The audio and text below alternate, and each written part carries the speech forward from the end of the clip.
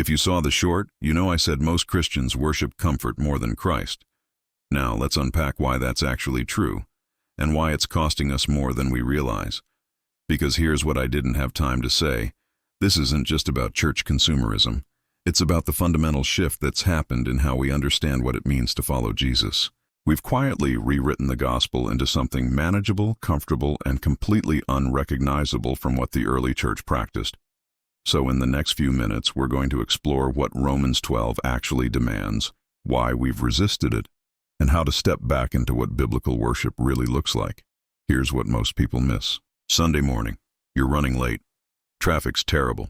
You finally walk in, and the worship set isn't hitting right. The sermon feels repetitive. Someone's kid is loud behind you. And by the time you leave, you're frustrated, not convicted, not transformed, just disappointed. Sound familiar? Here's the thing. We've been conditioned to evaluate church the way we evaluate Netflix. Is it meeting my needs? Is it engaging me? Does it move me emotionally? And if not, we scroll to the next option. The church didn't create this problem alone. Our entire culture trained us to be consumers.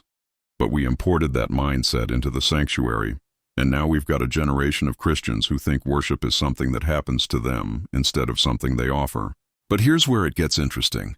What if our disappointment isn't God's failure to show up? What if it's our failure to understand what showing up actually requires? Because biblical worship was never designed to be consumed. It was designed to cost you something.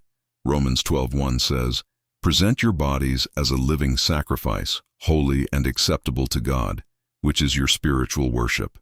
Living. Sacrifice. Paul's writing to first-century Christians who knew exactly what sacrifices looked like. They'd seen animals brought to the altar, alive, then offered completely. No taking it back, no negotiating terms, total surrender. But here's the first thing Paul does differently. He says living sacrifice, not dead, living, which means this isn't a one-time decision you made at an altar call 15 years ago. It's a daily, hourly, moment-by-moment choice to lay your life down.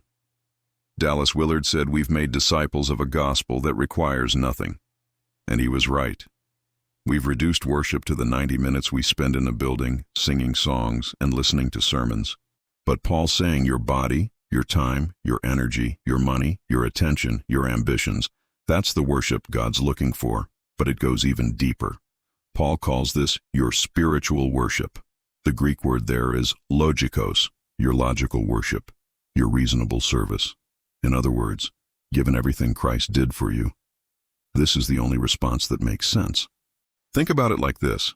If someone paid off your $1 million debt, rescued your family from danger, and gave you a future you didn't deserve, would showing up once a week to say thanks feel adequate? Or would your entire life become a response to that generosity? That's what Paul's saying. Jesus didn't die so you could have nice Sundays. He died so every day could become an offering. Now, I know what you're thinking. That sounds exhausting. I can't live at that intensity. And you're right, you can't, in your own strength. But here's the grace. God's not asking for perfect performance. He's asking for surrendered availability. There's a difference. This is where everything changes. So what does this actually look like? First, before you walk into church this Sunday, ask yourself one question. What am I bringing? Not just what am I expecting to receive. Your focus, your worship, your service. Show up ready to give. Second, pick one area of comfort you've been protecting. Maybe it's your schedule, your money, your reputation, and offer it to God this week. Not forever, just this week. When you feel the pull to hold back, that's your moment. Surrender right there. Third, reframe disappointment. When church doesn't work for you, instead of critiquing, ask, how can I serve someone here today? Listen, this will be hard. You'll fail. You'll forget. That's okay. God's not keeping score. He's inviting you into a different way of living. And transformation doesn't happen overnight. It's a journey, but it starts with one choice. Most Christians worship comfort more than Christ, but you don't have to stay there. Romans 12 worship explained, it's bringing everything you are to the only one who's worthy, not for what you'll get, but because of what he's already given. So let me ask you, what comfort is God asking you to surrender? Drop it in the comments. Let's walk this out together.